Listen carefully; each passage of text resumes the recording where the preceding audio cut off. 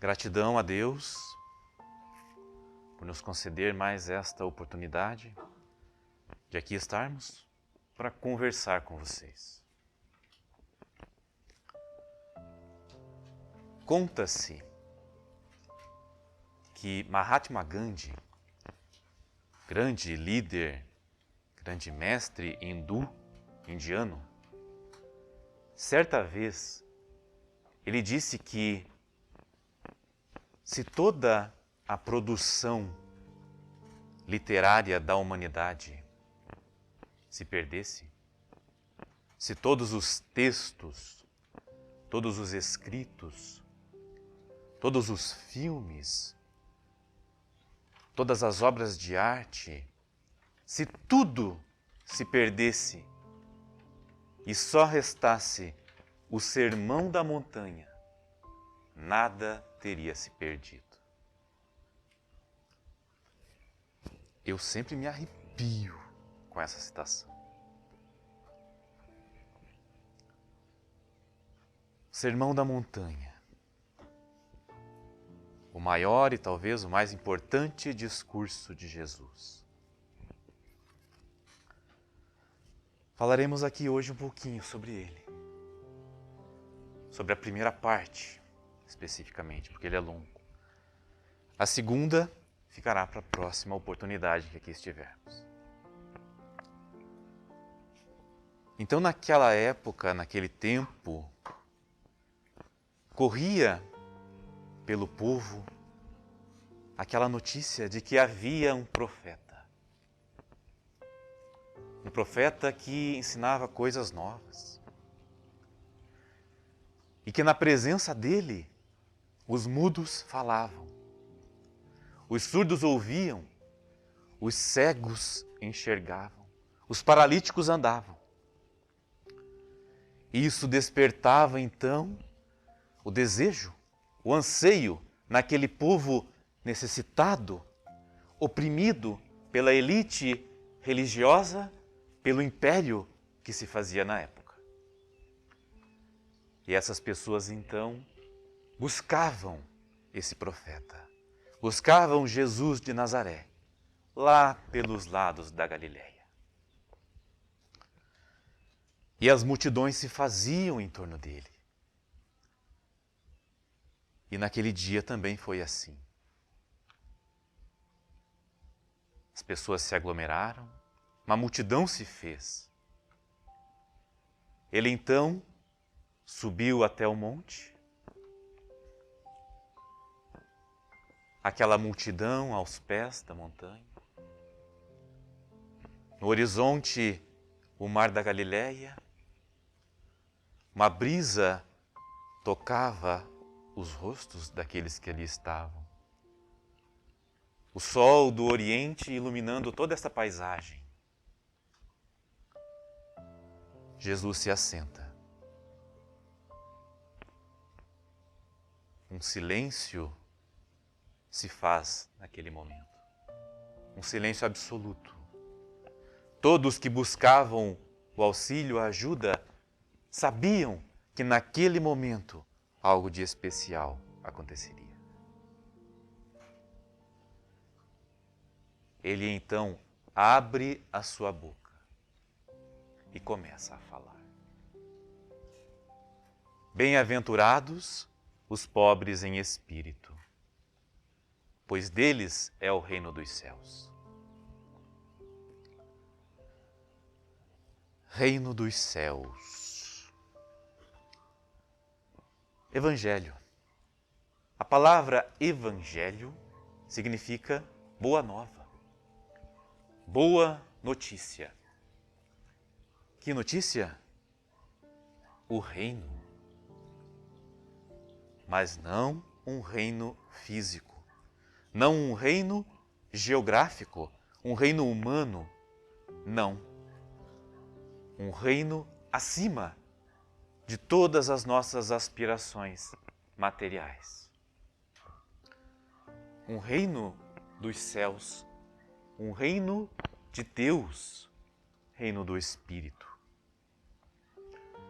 Humberto de Campos narra no livro Boa Nova que um sacerdote, certa vez, também questionou a Jesus sobre o que seria esse reino que ele buscava implantar. E Jesus respondeu que o reino de Deus é obra divina no coração humano. Então era isso que ele buscava empreender na humanidade. Um reino onde o Espírito, ao desenvolver as suas virtudes, progredindo na escala espiritual, da evolução espiritual, vai alcançar um estado de condição onde as dores, as necessidades, os sofrimentos, as aflições, elas vão diminuindo a ponto de não mais existir. Um reino, portanto, do Espírito, um reino espiritual. E para conseguir, então, essa edificação no coração humano, essa progressão, a primeira condição que Jesus coloca é a humildade. Por isso ele diz, bem-aventurados os pobres em espírito. Ele não está falando da pobreza material, não. Também não está falando de uma pobreza espiritual no sentido de ter poucas virtudes espirituais, não. A expressão pobres em espírito, ela tem um significado que Kardec coloca no Evangelho segundo o Espiritismo, direto, de humildade. E uma humildade que não está relacionada com o que nós às vezes pensamos que ela seja. A humildade, ela não necessariamente está na pobreza. Assim como obrigatoriamente ela não está na riqueza. Pode-se ter humildade na pobreza material, pode-se ter humildade na riqueza material. Assim como também pode-se ter orgulho, egoísmo, tanto na pobreza quanto na riqueza. Jesus falava de uma humildade diferente. Uma humildade que não pode ser vista, mas sentida e trabalhada. Na questão 919 de O Livro dos Espíritos, Allan Kardec questiona o que é preciso, o que podemos fazer para progredirmos e nos afastarmos do mal. Os Espíritos respondem, um sábio da antiguidade já vos disse, conhece-te a ti mesmo. Conhece-te a ti mesmo. Reflexão, dobrar-se sobre si mesmo, para se autoconhecer, para se conhecer. Identificando aquilo que está dentro de nós, aquilo que somos efetivamente. Tendo a consciência do que somos. E não nos tomando nem menos, para que não haja falsa modéstia, e nem mais, para que não se faça aí o orgulho, a prepotência e a arrogância. A humildade de saber a sua condição. Saber que em todos os momentos da nossa vida, todas as condições, nós precisamos aprender muito. E nós precisamos sempre do auxílio daqueles que nos cercam. Mas também ter a consciência de que, por mais necessitados que somos, também temos dentro de nós a condição de auxiliar, a condição de ajudar.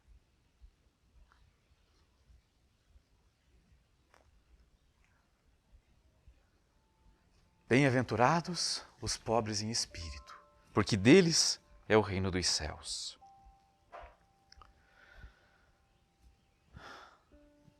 Também a humildade não está na ignorância ou na sabedoria, necessariamente, nesse mesmo raciocínio. Podemos e devemos buscar sempre o conhecimento.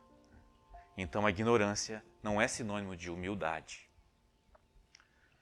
Por isso essa importância da reflexão, do voltarmos para dentro de nós mesmos, para identificarmos aquilo que somos e aquilo que necessitamos e aquilo que podemos doar. E quando nos voltamos para dentro de nós, nós vemos as nossas virtudes, por menores que elas sejam, e vemos os nossos defeitos, vemos as nossas falhas. E aí, sabe como que é, né? A gente começa a ver o nosso lado ruim, a gente começa a ficar com pena da gente e dá muita ênfase para aquele sofrimento. Para os sofrimentos, para as dificuldades que nós enfrentamos.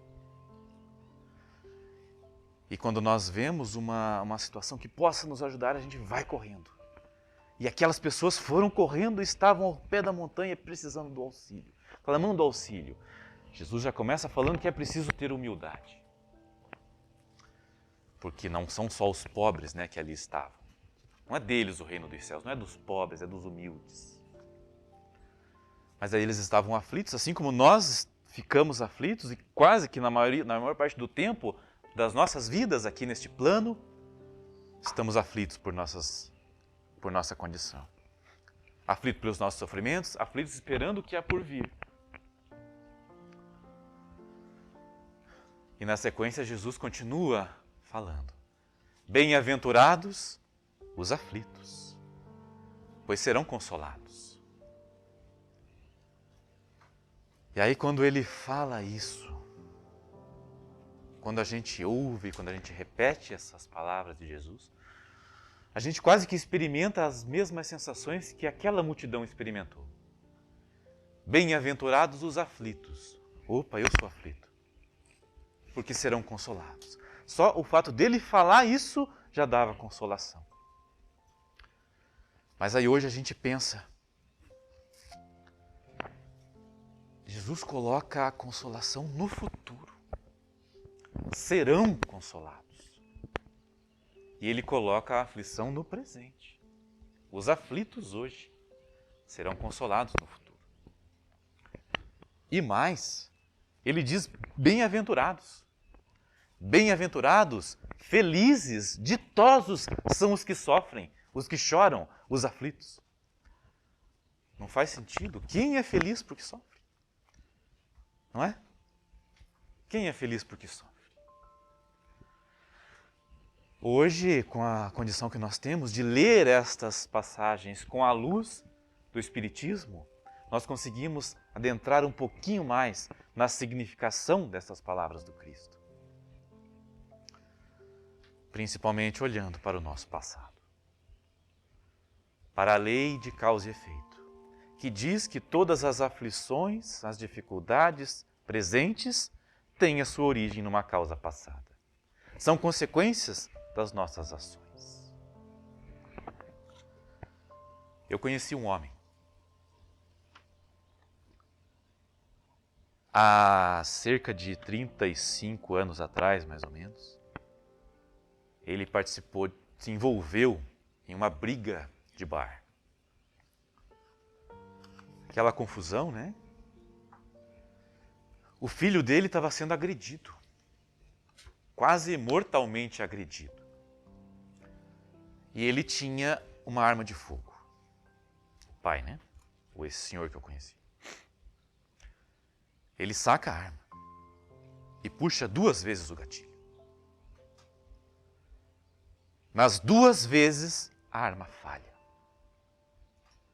O agressor se levanta, sai correndo. Aquela confusão continua, ele vai atrás. Passado um pouco, ele encontra, eu não sei ao certo, se um amigo, se um irmão, um parente do agressor. Dessa vez, a arma não falhou. E ele ceifou a vida daquele ser. O tempo passou.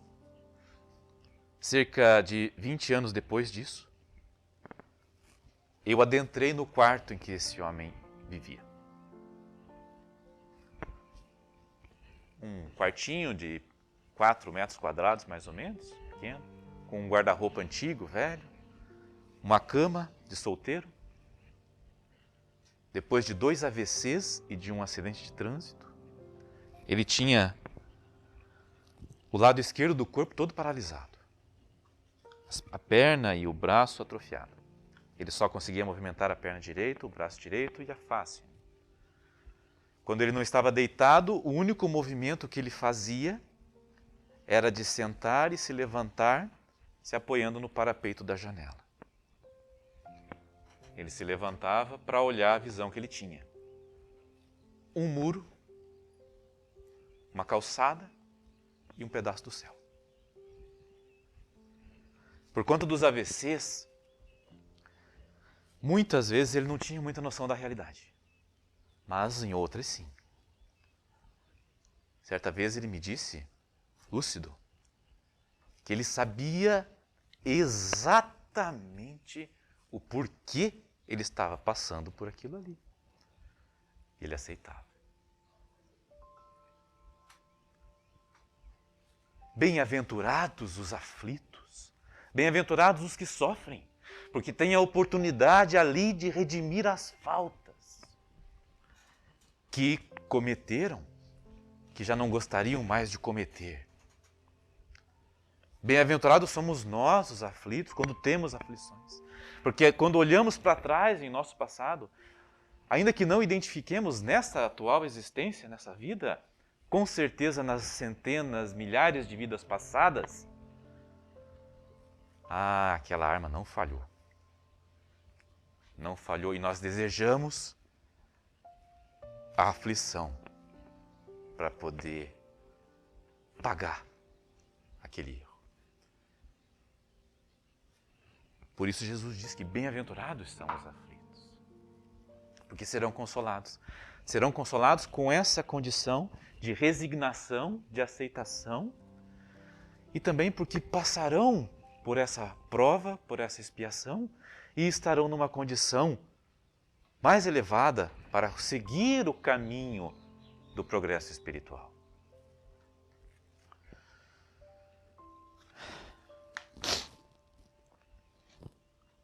Porém, nem sempre nós exercitamos essa reflexão, né? De olhar para dentro de nós, de olhar o nosso passado. E algumas vezes, quando acontecem algumas coisas para a gente, principalmente causadas por terceiros, nós dizemos que a culpa não é minha, a culpa é do fulano, é do ciclano.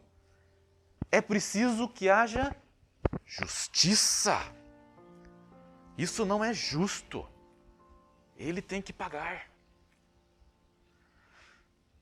E aí Jesus continua falando. Bem-aventurados aqueles que têm fome e sede de justiça, porque serão saciados. E aí nós voltamos a alimentar aquilo. Então legal, né? Então a gente vai ser saciado, aquele cara vai pagar. Cuidado também nos diz o Mestre. Um pouco mais além no Sermão da Montanha, mas a gente já vai trazer aqui para explicar essa parte. Cuidado, porque com a mesma justiça com que julgardes, sereis julgados. Com a mesma medida com que medirdes, sereis medidos. E a lei divina, a lei de justiça, ela é inviolável. Todos estão sujeitos a ela. Todos. Por isso, aqueles que desejam justiça serão saciados. Justiça para todos, inclusive para quem deseja.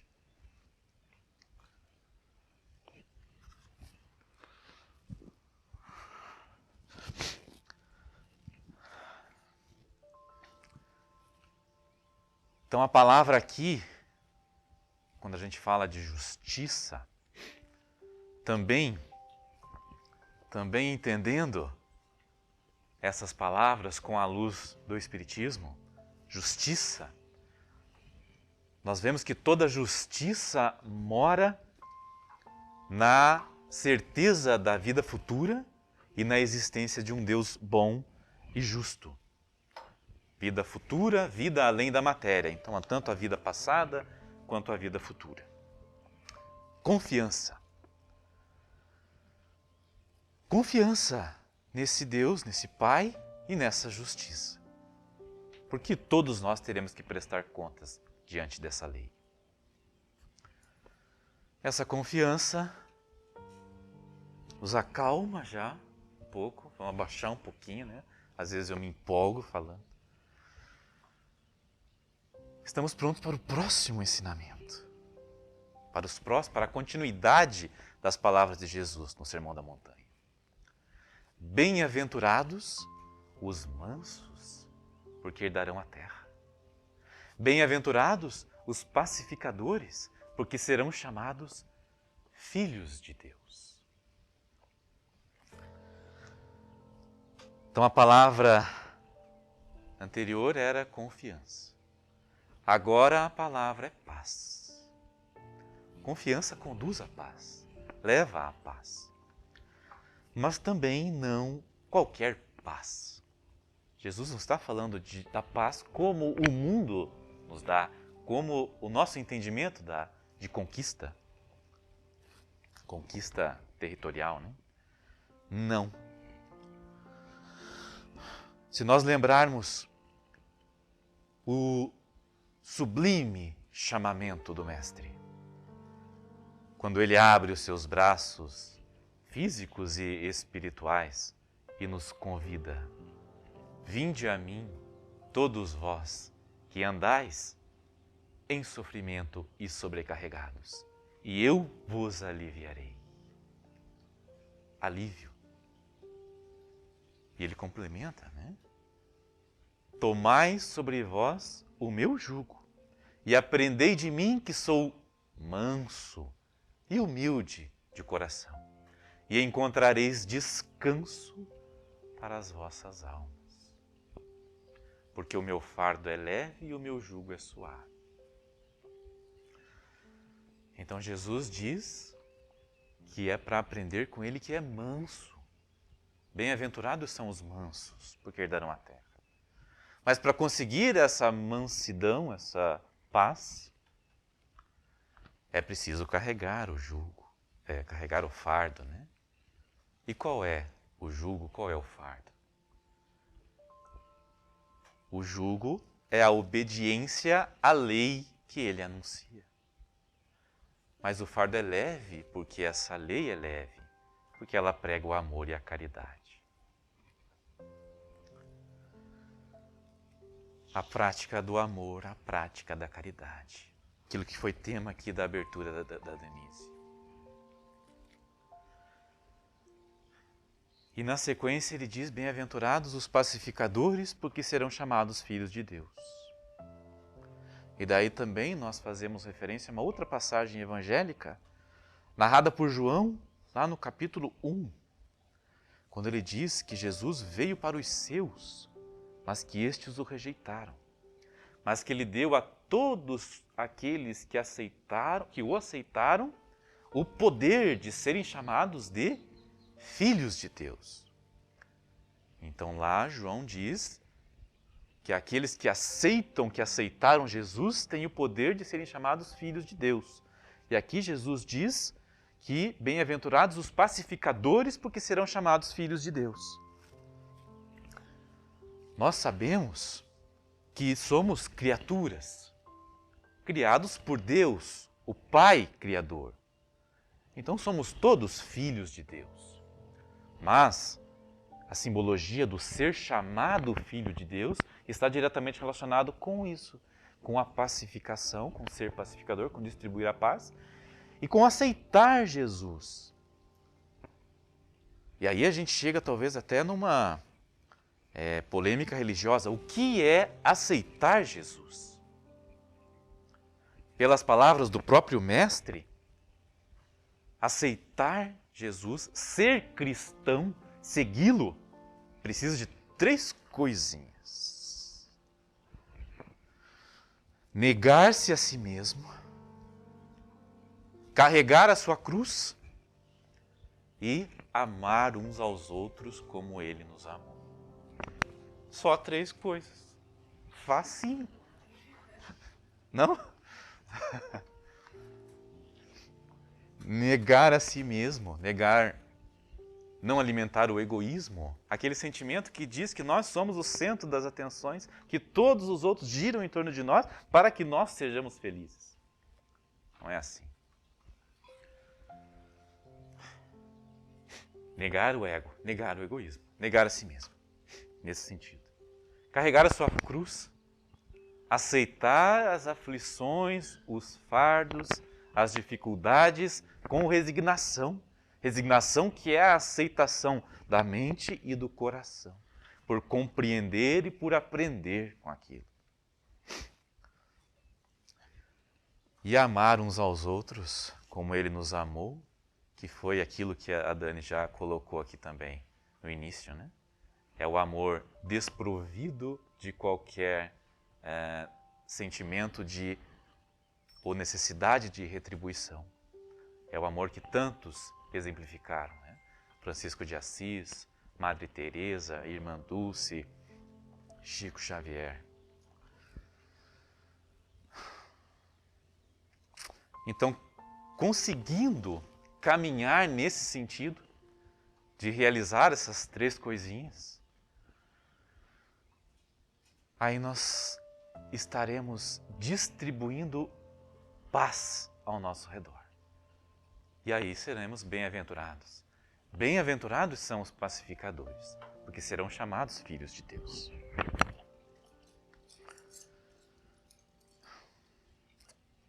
E aí também nós chegamos no próximo ensinamento, na próxima bem-aventurança, que é também um complemento dessa ação de paz, de pacificação. Dizendo que quem está nessa situação, quem consegue alcançar essa posição de não ser egoísta, de ser altruísta, de carregar as suas penas, vencer as suas provações, aceitar com resignação, amar com desprendimento, consegue chegar num nível de quase não se ofender com as ofensas do próximo.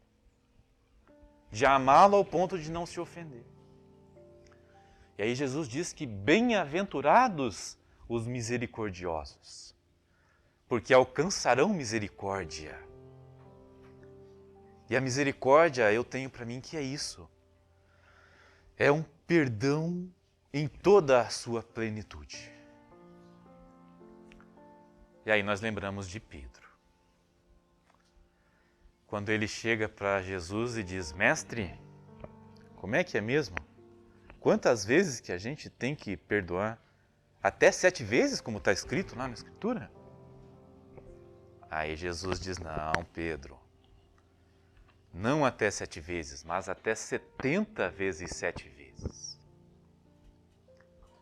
Não sei vocês, mas eu no lugar de Pedro já ia puxar meu celular, abrir a calculadora, 70 vezes 490, é isso, né?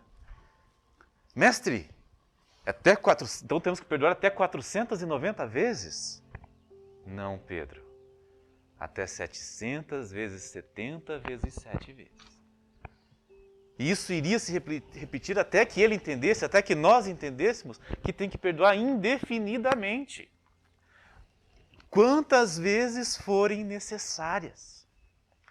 E é aquele perdão profundo, sem guardar, eu te perdoei, hein? Não.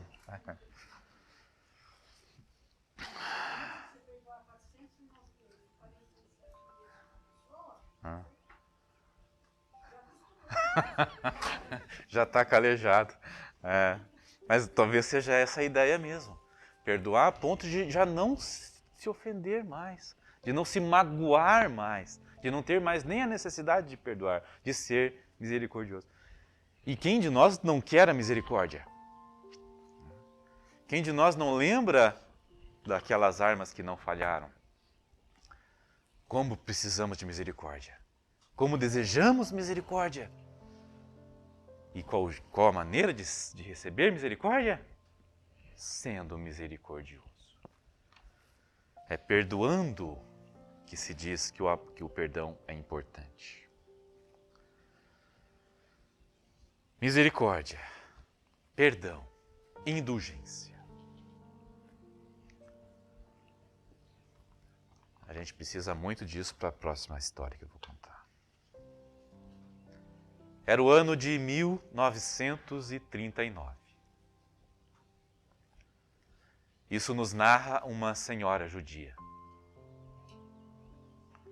Nós vivíamos na Áustria, Eu com 10 anos de idade, meu irmão com 15 e meus pais. Meu pai era um médico, cirurgião. Conduzia o seu trabalho, a sua vida com exemplar dignidade, com honestidade e com respeito. Minha mãe era professora. Não tinha necessidade de trabalhar, mas amava lecionar e fazia isso por amor. Vivíamos felizes. Todas as noites, íamos até a varanda da casa. Olhávamos para o céu. Meu pai falava das estrelas, da lua, contava as histórias da criação, falava da grandiosidade de Deus. Nós falávamos das coisas boas que fizemos durante o dia. E sempre terminávamos cantando algumas canções que meu irmão tocava ao violão.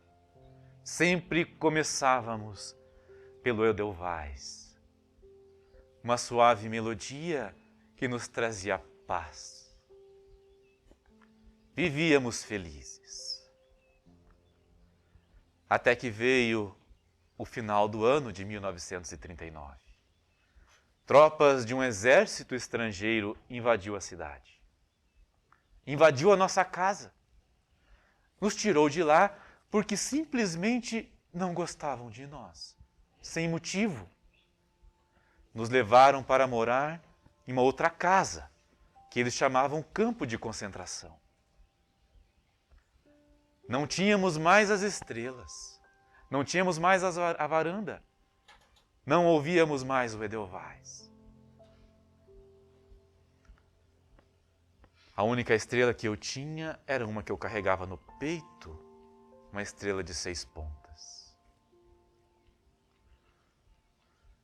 Ainda assim, quando eu pedia para vermos as estrelas, minha mãe dizia para eu guardar a imagem das estrelas na minha memória e ouvir o Edelweiss, jamais esquecer o Edelweiss, aquela canção de paz.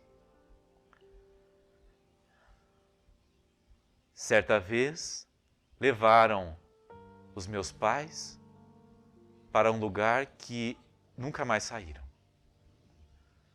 Um tempo depois, levaram o meu irmão, colocaram num trem e eu também nunca mais o vi.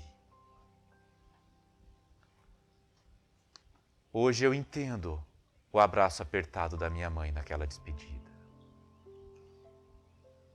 Os anos se passaram, a guerra acabou. Hoje eu vivo sozinha, mas na minha casa há uma varanda.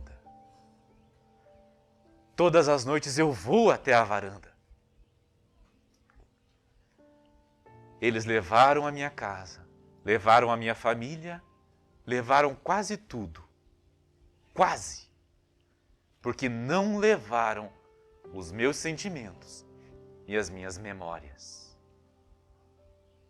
Ainda hoje eu olho o céu, vejo as estrelas, vejo a lua, sinto a presença de Deus. Sinto a presença do meu pai, da minha mãe e ouço o Edelweiss tocado por meu irmão ao violão. E Jesus disse: bem-aventurados os perseguidos por causa da justiça, porque deles é o reino dos céus. Bem-aventurados sois vós, quando vos injuriarem e perseguirem, e dizendo todo o mal contra vós, mentindo em meu nome, por causa de mim. Bem-aventurados sois, pois grande é o galardão no céu, a recompensa no céu. Por causa de mim. Quando trabalhamos com honestidade, com idoneidade, com respeito, quando trabalhamos com amor, quando nos colocamos em família, cuidando da família, curtindo esses momentos, quando nos colocamos humildemente diante de algo maior, de um ser maior que nós, da grandeza do universo. Mesmo que nós não nos conhecemos, não o conhecemos, mesmo que nem tenhamos ouvido falar dele, nós fazemos isso por causa de Jesus. Porque ele é o amor, a personificação do amor de Deus. O ser puro, que representa esse amor puro, um coração puro. Assim como ele finaliza dizendo, bem-aventurados os puros de coração, porque verão a Deus. Aqueles que caminham,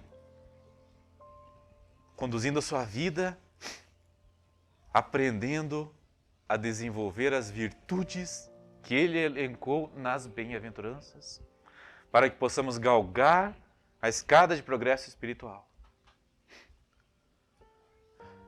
Para que construamos, edifiquemos com o auxílio daqueles que estão junto de nós, com o auxílio dos amigos, dos benfeitores espirituais, e principalmente com a presença dele, Jesus, junto de nós, edificarmos o reino de Deus em nossos corações, para aí sim termos um coração puro e vermos Deus em toda a sua dimensão, assim como hoje o vemos por Jesus. O nosso muito obrigado.